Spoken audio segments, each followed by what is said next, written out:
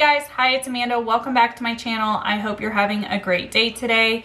As always, if you're new or returning and you haven't yet already, please be sure you're subscribed to the channel. If you like the video, give it a big thumbs up. And if you have any comments, questions, or concerns, leave them down below. I'm gonna try my best to see you there. So today's video is about Eugenia Cooney and Kati Morton. When I have mentioned this was actually brought to my attention by some of you guys on you wanting me to talk about it and my take on how this video was done. And I think it was more about my opinions and how Kati could have, from what they thought, could interfere. Now I'm going to, throughout the video, kind of talk about certain things.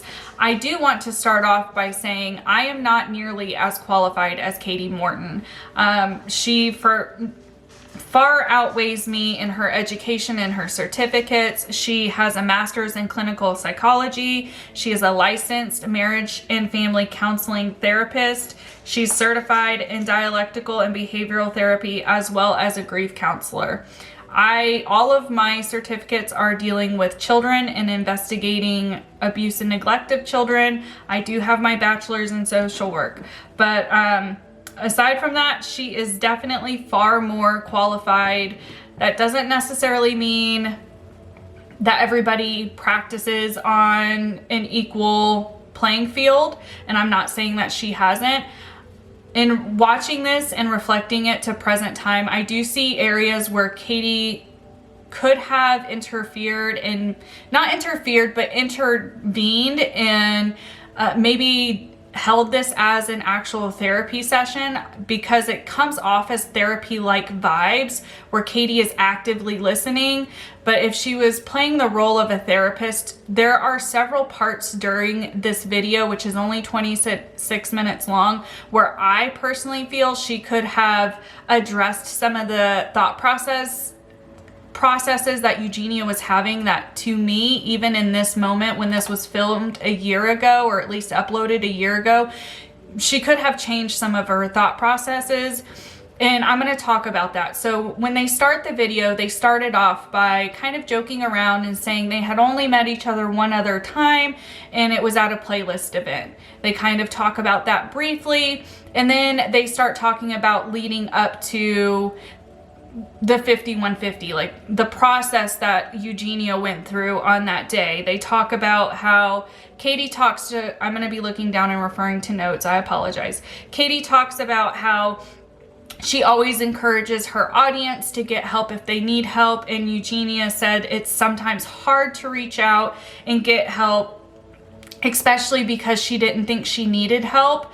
And Kati's response to that was, I understand, or something along the lines of understanding, because the mental health part confronts the person and challenges them and says that you're not sick enough. Like, when you have mental health issues, and eating disorders can fall under that, it's a distortion of thought. So she was saying how the distortion of her thought of her illness was telling her that she wasn't sick enough, that maybe she didn't need it.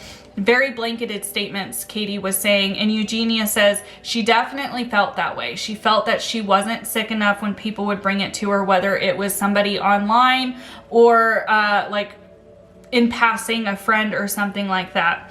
And she said even now she still feels that way. So Eugenia already in like the first 2 minutes of this video is making a statement that is kind of counterintuitive to the fact that she just had treatment.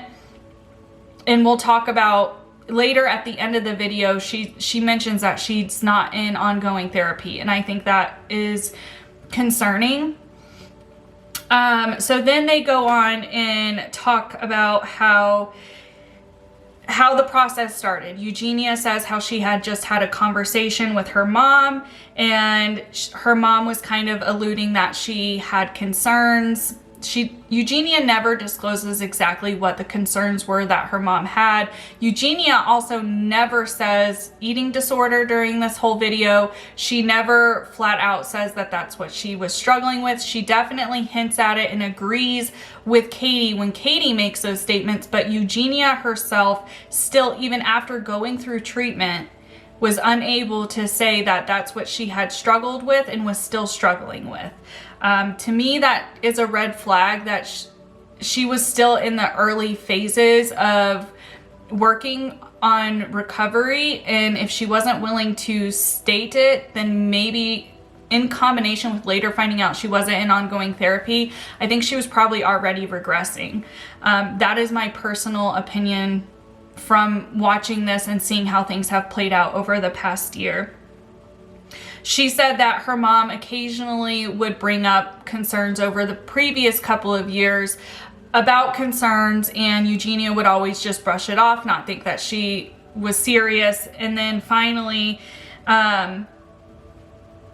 she had a conversation and said that it was really worrying, and her mom broke down and she said that she was crying, and she agreed at that point that maybe she needed to get help. And then Kati makes the comment after she's disclosing that her mom would bring up her concerns and she would just brush them off. Kati kind of makes the comment, well, you can't force anyone into treatment because you can't make them get better. She's talking about whoever is struggling with the mental health. Well, yes, you can't force someone who's not willing to address the issue to address it. You can at least bring it to their attention.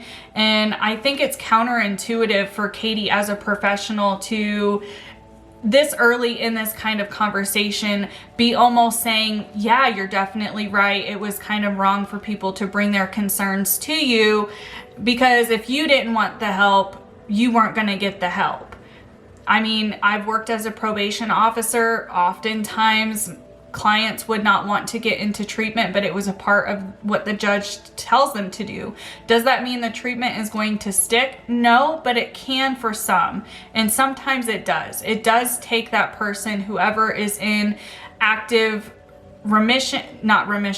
active relapse of any kind of addiction or mental health issue. It takes ongoing work. And oftentimes when intervention happens, the person suffering typically is not ready, or they're past the point of wanting to be ready and just don't know how to get out of it. So I did not really appreciate from a professional standpoint that comment. However, I kind of understand what she means. She continues to go on and say that people should have been checking in with Eugenia more in like a way of like, hey, how are you doing? Is there anything I can help you with? Which, yes, if it was in the onset of her eating disorder, do I think those kinds of conversation starters would have maybe prevented it from getting to the point it did? But that reverts to your previous statement. You can't expect, if somebody's already in denial and refusing to acknowledge the fact that they have an issue, or they're not past that state of acknowledging the fact that there's a problem, those kinds of questions and statements really are not going to do much for them once they already are in total denial. Eugenia continues to go on and say how the day that she got 5150'd, her and her mom had a serious conversation about the concerns and had agreed that Eugenia would go to a doctor in Connecticut, because that's where she was from, and seek out help that way. And Eugenia continued to say, you know, it was scared for her to reach out and get help, but she was also acknowledging in that conversation that she acknowledged when she was talking to her mom that she did kind of see a concern in herself, and that she agreed she was going to go to the doctor, and that they had this plan for her to go. There wasn't, from how she relayed it, she didn't know when she was going to go to Connecticut for this doctor's appointment, but it was a part of a plan that they were starting to develop. Then she says she goes to, and the reason she said she wanted to go to Connecticut was she had only been in LA for a couple of years and didn't have any doctors that she knew. I don't know if that means she wasn't going to any doctor at all and she didn't have any, or she just didn't have any that she was comfortable with. Either way, this could have been a point where, if this was like a therapy session, where I think maybe Kati could have stepped in and addressed it and kind of talked about the passive behavior that she was already displaying here, because you may not have any doctors you trust in LA, but it had been a couple of years that you'd been in LA and you weren't seeing your Connecticut doctors. So, you know, there's a disconnect in thought process there, and that would have been a good point to like have an actual conversation moving forward as a therapist. Of course, we don't know what maybe had been edited out of this video, but that's just a point that I think could have been educational for people to witness those kind of conversations happening. Anyways, I digress. So she goes on and says that she then was going to go see some friends, but she doesn't call them friends. She says she was going to go see some people who made it seem like they were closer to her after all of this than what they actually were. She's talking about Jacqueline Glenn, and I don't know all the names of everybody, but the main person was Jacqueline Glenn, who has done videos and has explained this process, shown receipts and things very opposite from what Eugenia was telling Kati. And I'm not sure if Kati had looked at all of this and knew that this was the backstory, or if she didn't care what the backstory was and she was only being supportive of Eugenia. Who's to know? Maybe that's some clarification that would have helped. But she brushes off the fact that they were friends and says that she was invited to an escape room, and she said she went over to their house. She acknowledged that she went to the apartment first, and when she got there, how everything was pretty normal, and she sat down and they were talking normally. And then they started to mention their concerns to Eugenia, and she was more open to telling them that she did think there was a problem. She says she was more open to talking with them because she had just had a conversation with her mom about it. And she had acknowledged that she was willing to get help and that might be a part of her plan. Again, this is another area that I think Kati, if this was like a therapy session or she really cared about her ongoing health of her getting treatment and help, that she would have addressed the counter production here, because Eugenia was rolling her eyes and saying how they weren't her friends leading up to this, but then says that she disclosed to them that she opened up about this issue, which she had never opened up to anybody about, really. You wouldn't open up to somebody asking you questions about it if they weren't friends to some degree.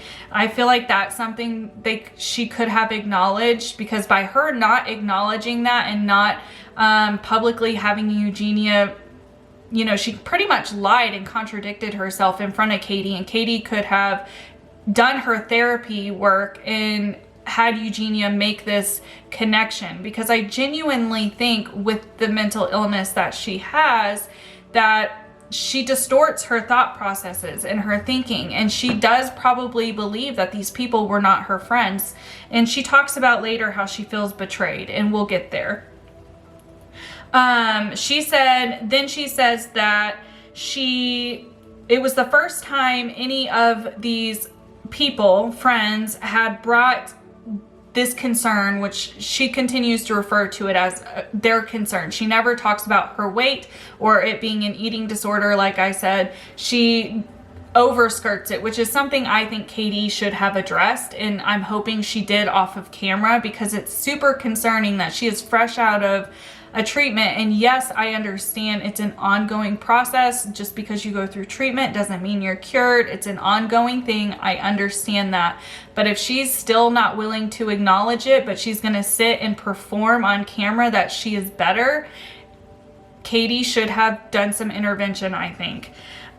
So she says how they brought the concerns up to her maybe once or twice in text messages a few years before. So she's acknowledging that this has been a concern of theirs a few years before, but she feels sideswiped that they were just now bringing it to her attention in real life. Kati doesn't do anything while she's talking about all of these friends and how this has happened. She doesn't acknowledge the fact that these people had concerns from 2 years ago. Why, if they had concerns 2 years ago, would 2 years go by and they just now be bringing it up again? Like, logically, that doesn't make sense. And I think Kati could have prodded. She could have. I don't think it's a big deal that she didn't prod here, but she could have, to help Eugenia connect the dots in her distorted thinking, because that's really what this boils down to. And that's what a lot of ED does boil down to, is a distorted way of thinking, and a distorted image of yourself. So she continues to go on and say that after they had brought up their concerns, that one of the individuals, she doesn't name who, had walked off for a little bit, and she started to question while that person was gone, like, hey, aren't we supposed to be going to this escape room? And like questioning that.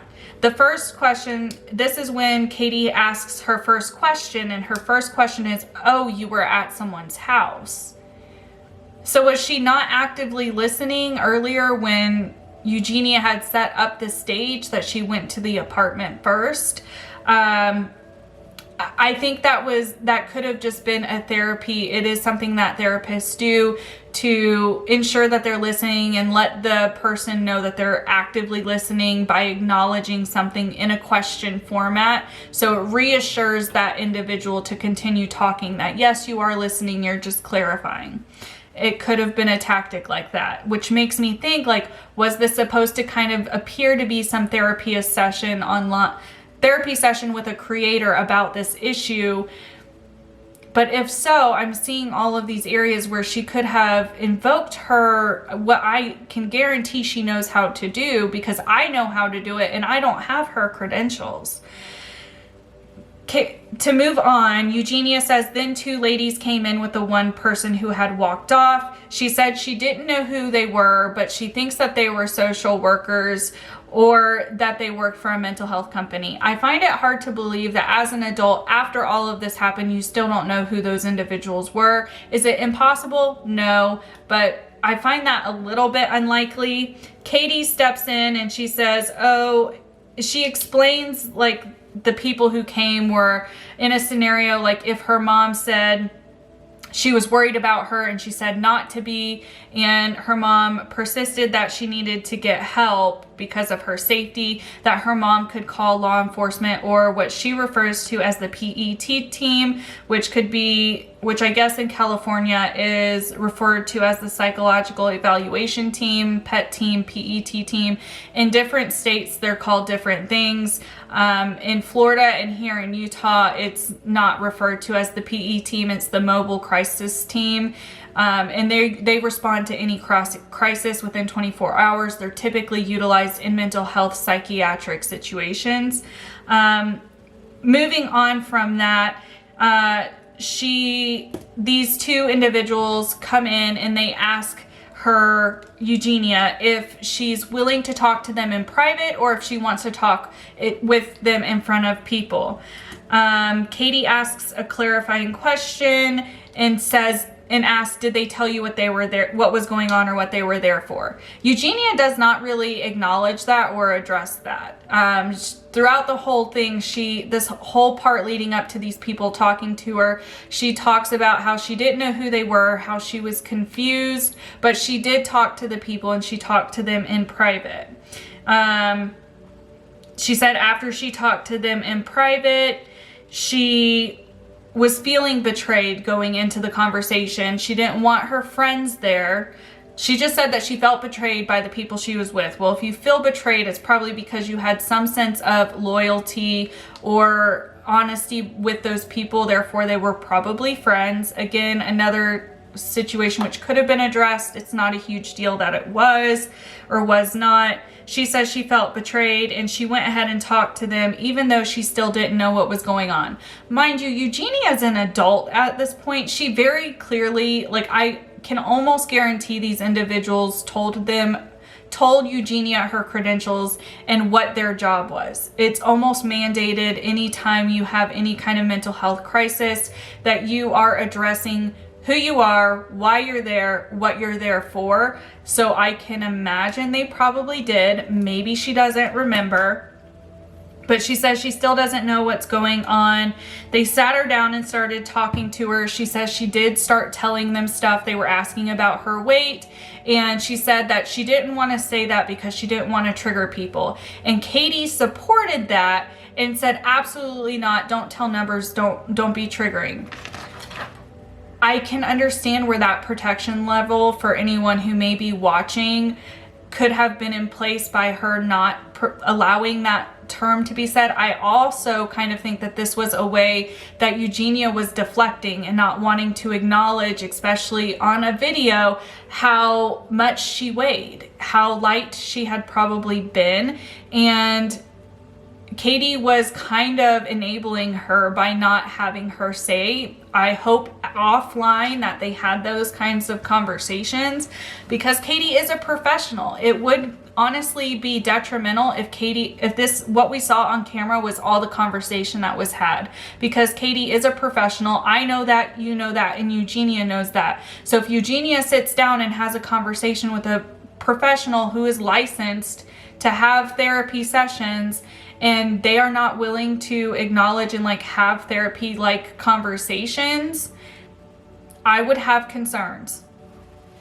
So then Eugenia says that she didn't want to tell the ladies absolutely everything because she wasn't 100% comfortable. She started to feel like she wanted to leave, and she did disclose to them how she had talked to her mom and how they had a plan in place that in a month or two she was going to go to Connecticut. She said she didn't know if it was going to be a month or two, and later after talking to her mom, this was kind of concerning to me on how she worded this, because she said after all of this happened and she talked to her mom said, oh no, she was going to buy her a flight and send her sooner. Again, Eugenia was an adult. Some of the things that Jacqueline and some of the other individuals have disclosed was concerned about the controlling relationship in the family. And if you're an adult who's making your own money and you acknowledge you have a concern with yourself even, and that you want to go to a doctor and you have the funds to buy your own flight, I would think you'd be able to, you know, schedule that a little bit better, which as a professional, it leads to thinking that maybe she wasn't actually planning on following through. And from text messages and receipts that Jacqueline has showed, this was an ongoing concern and an ongoing thing that Eugenia was deflecting and putting off continually through their friendship. So then she says that Kati asks or makes a statement that it can be scary to admit that you're going to get help, that her patients over the years have told her things that knowing they needed to get help was hard, but imagining going to do it that day was even harder. Which, yeah, I can see, especially in situations like this, where you know you're being confronted and a decision is going to be made that before those professionals leave, that can be very different. I personally have been, it's called something different in Florida, it's called a Baker Act, but I have been there when I have had to have parents and even children at times have these conversations with these medical professionals and with mental health professionals, sometimes law enforcement if it's dire, to have to go get on a hold. So I understand that. However, most of the time when I have had these kinds of conversations with people, they're self-aware enough in talking with me and me asking questions, as well as the professionals asking the questions the appropriate way. It helps the individual, no matter how old they are, kind of understand and acknowledge that there is absolutely a concern and that something needs to be done within the immediate. So maybe that's just from what I have experienced. Maybe it's different in LA.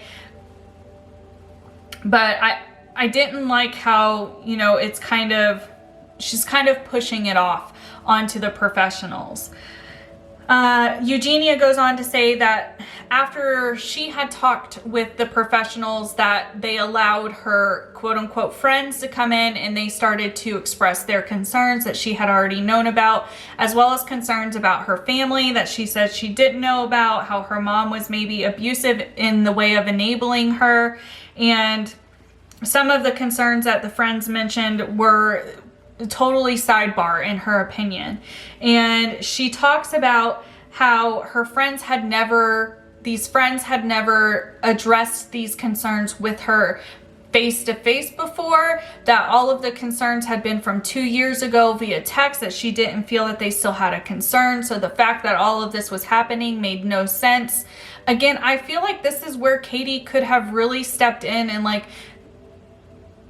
I'm not saying fix her thought process, because that's not necessarily the right terms to use, but help her acknowledge that logically it makes no sense for friends that you were regularly friends with for 2 years to have mentioned stuff to you 2 years ago and not mention anything at all for 2 years and then plan for this intervention.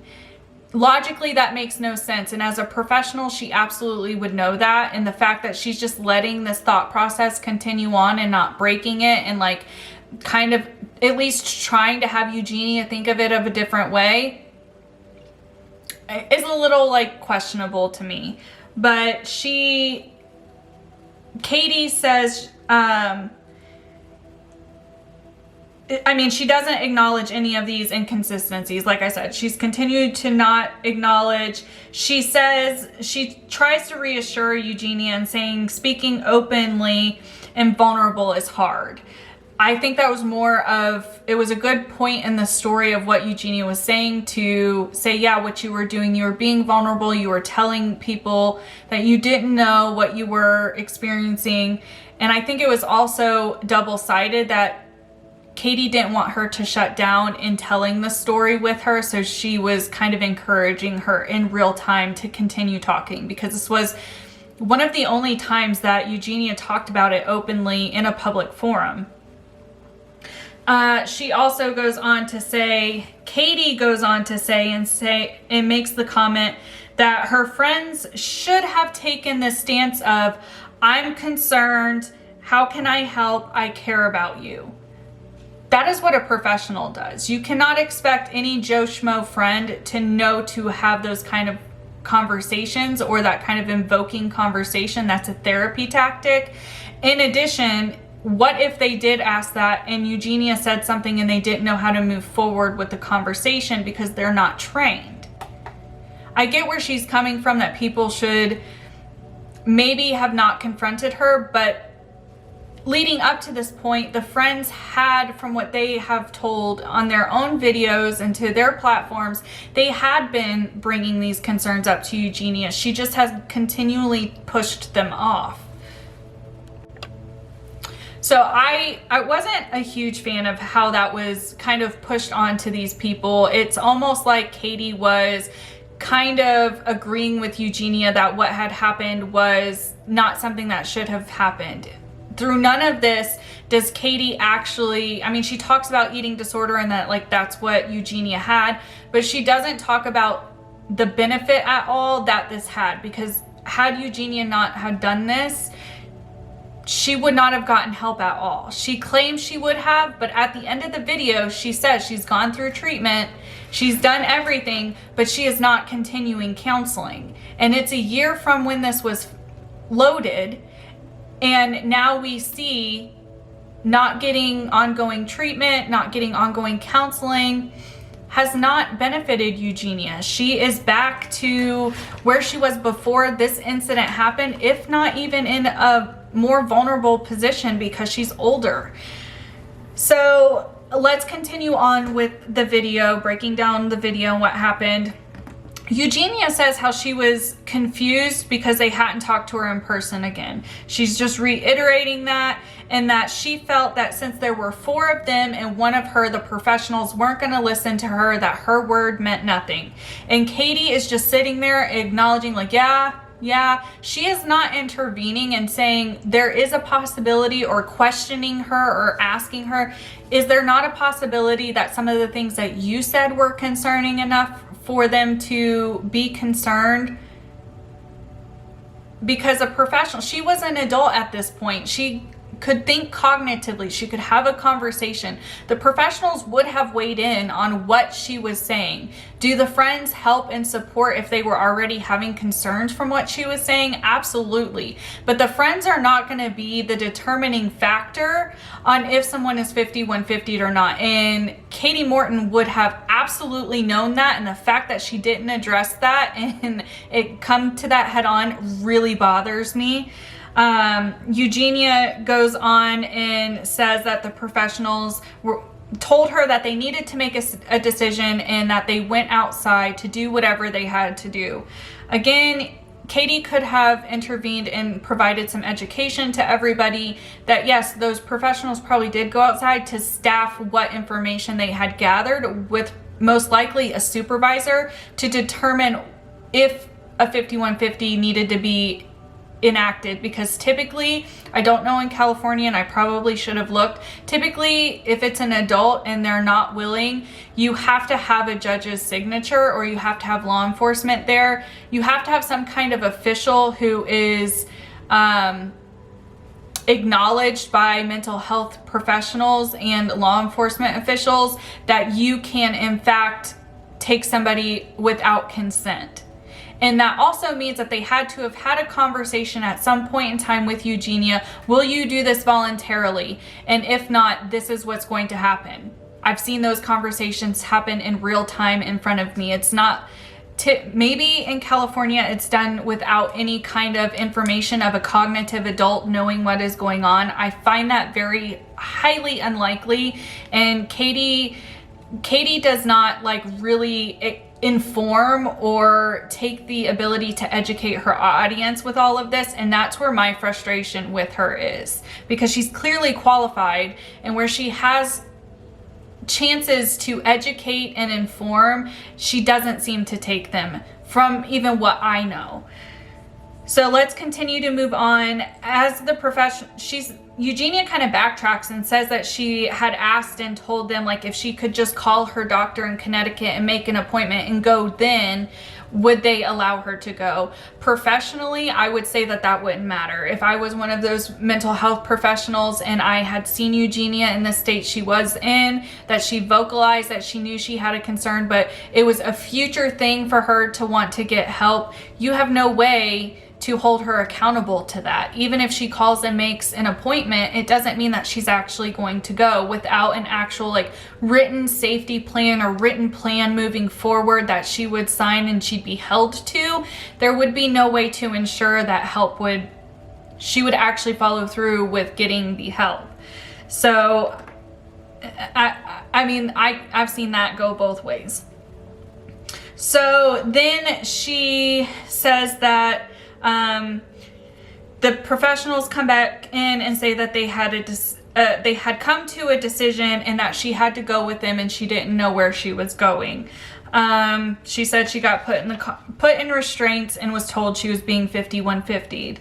And at this point, Kati acknowledges and kind of provides a little bit of education that when you're 5150'd, you are typically put in restraints because you are deemed unsafe to either yourself or others, that you're a danger to yourself or others. I think that that should have been at the very beginning of the video. I understand it's in the description box, but if she's trying to have this educational, let's break down barriers kind of channel, she should have had, like I said at the beginning, the educational important parts for the audience who maybe doesn't have any background in mental health or dealing with these kinds of things, to know what is actually going on. So she does finally say that, you know, 5150, you typically are put in restraints, and she talks about the different reasons why you may be 5150'd.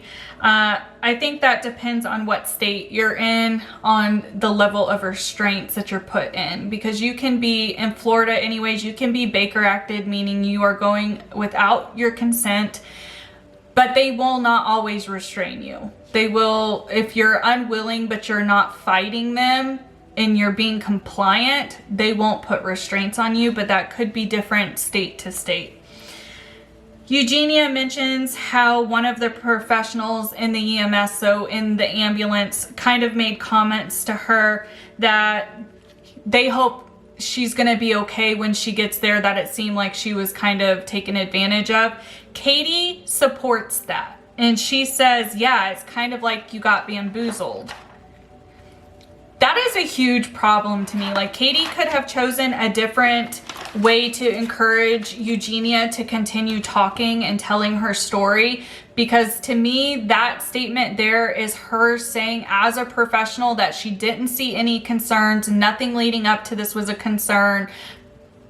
Absolutely, this shouldn't have happened. That's what that statement says to me as a professional, and that is very frustrating because I've seen older videos of Eugenia, just like I'm sure Kati had, and it was very clear, just like it is clear as day now, that there needs to be some kind of intervention because we see what is happening. It's happening in front of our eyes. Kati then talks about when you're 5150'd, how they don't take you, there's not an eating disorder detox if you're being 5150'd for eating disorders, that they take you to the mental health hospital. Anytime you're 5150'd, Baker acted, whatever it's called where you're from, you are going to a hospital and you are going to be held and you are going to be evaluated. It's different on how long you're going to be. 5150's, from my understanding, are typically 72 hours. In Florida, you're guaranteed to be held for at least 24, depending. They do periodic evaluations on your mental health and where you're at and where your stance is. And if you are, let's say, if you have thoughts of self-harm, if those dwindle because of whether it's that they're medicating you or you're in ongoing therapy, then and your thoughts decrease, you are likely to get released before the 72 hours. Again, that is very different state to state and honestly from facility to facility. So she kind of acknowledges that, yeah, you're going to be brought to a mental health facility. And they talk about for quite a while how Eugenia was scared that she was where she was at, that she kind of felt unsafe because she was with the general population of people who were in the middle of a psychotic break or a psychotic episode, or people who had been on substances and had gotten arrested, but it was a mental health issue, that they were self-medicating and they were coming off of stuff, and how they were kind of scary. That's all true. And it's all a part of where you go when you are 5150'd. Can it be traumatizing? Absolutely. I also think those are conversations that are had, and it really depends on where you're at cognitively, if you can understand where you're going and what's happening. Eugenia could have asked the professionals questions and things like that. I would almost guarantee they had conversations with her about where she was going and what to expect.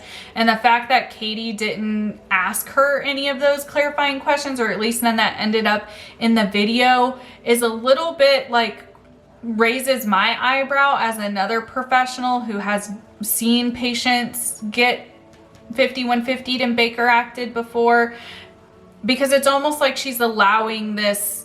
She's not really, how do I word this? To me, it doesn't seem like she's fully educating. She's allowing some misinformation and falsities kind of perpetuate that if you're 5150'd, it's a terrible experience. Is it probably scary and unwanted? And, you know, if you're being 5150'd, it's because you are not willing to go voluntarily. You're automatically going to feel unsafe. None of those like reassuring that the professionals did the right thing ever comes out of Kati's mouth. And that's kind of a problem, professional to professional. Like, you shouldn't demean what someone else's professional decision was, because you're only listening to the patient after the fact. Does that make sense? I hope that makes sense. Kati also makes some statements that being 5150'd can be disempowering in almost supporting what Eugenia was saying, and how, again, saying how it's this absolute terrible thing. They talk about that a little bit. Kati finally asks what happened after she was 5150'd, and Eugenia says how she did fly to Connecticut and she met with a doctor, and the doctor agreed that she needed to go into treatment relatively quickly, but it was voluntary. And to her, that was a big thing, that it was a voluntary process for her. Kati makes a statement again that you know, she says, yeah, of course you can't force someone. She makes a comment about asking Eugenia if her way of like talking through hard things is by her smiling, because she said she had noticed how whenever the harder situations to talk about when they were coming up, how Eugenia would smile and giggle a lot through it. And Eugenia acknowledged that she probably does use that as a coping mechanism. To me, that just really shows that Kati is observant. She probably is a very good therapist. This whole interview is so confusing to me. Eugenia goes on to say that yes, she did end up needing a program, and she did go to a program. They hint around for a while about how long she was there. Ultimately, she ends up saying she was there for 1 month. And Kati, again, Eugenia's never, in this whole 26 minutes, never acknowledges that she has an eating disorder, that she went to eating disorder treatment. It is always Kati who brings up and says, so you were at an eating disorder treatment. I worked at one for years. Like, she has Eugenia acknowledge in passing that yes, she had at this point in time an eating disorder, and that was what she was getting help for and what people's concerns was about. But Eugenia never says it, and that is a huge red flag to me. Finally, Kati asks if she's still in therapy, and Eugenia says no, she's not. That she has somebody from when she was in the program that she is comfortable talking to, and if she has a bad day, she will talk to them, but she was not actively in treatment. To me, this is Kati, and Kati doesn't address like, oh wow, you're not in treatment, or why aren't you in treatment? She doesn't ask any follow-up around that. And to me, like, that is a huge, especially reflecting, this was a year ago, that I hope Kati has reached out to Eugenia since and has tried to have conversations with her if they maintained any kind of friendship. Otherwise, like, I think Kati probably shouldn't be doing videos like this where she talks to other YouTubers about some traumatic or, you know, real world issue that she probably does deal with in her practice, but she shouldn't intertwine it with a fellow creator, because in my opinion, I think she wanted this to come off as a therapy-like session, but she didn't actually show her audience what that looks like or what it could look like, because any time that I see she could have had some moments of therapy, some moments of, you know, helping Eugenia not have distorted thinking, she really didn't. And the biggest one for me was the fact that she did not urge on camera or question on camera why she had not followed up with continuing therapy. And she didn't even really address that ongoing therapy is something that is really important when you're in any kind of recovery. Ongoing help is almost always necessary for almost every individual, because you need that, whether it's support or encouragement or both of them, or someone that you know who knows your whole story that you can just tell you're having a bad day to. You need that in recovery, whether it's recovery from an eating disorder, recovery from addiction, or if you suffer from mental health, it's almost always necessary, and there's a better survival rate of your recovery if you have that and if you actively practice with that. So I don't like that aspect of this whole video, that Kati has all of these credentials. I'm far less more credible than she is. I have less experience than I'm sure she has with all of her degrees and licenses and certifications, but I see areas that she could have really educated not only her audience, but she could have helped Eugenia.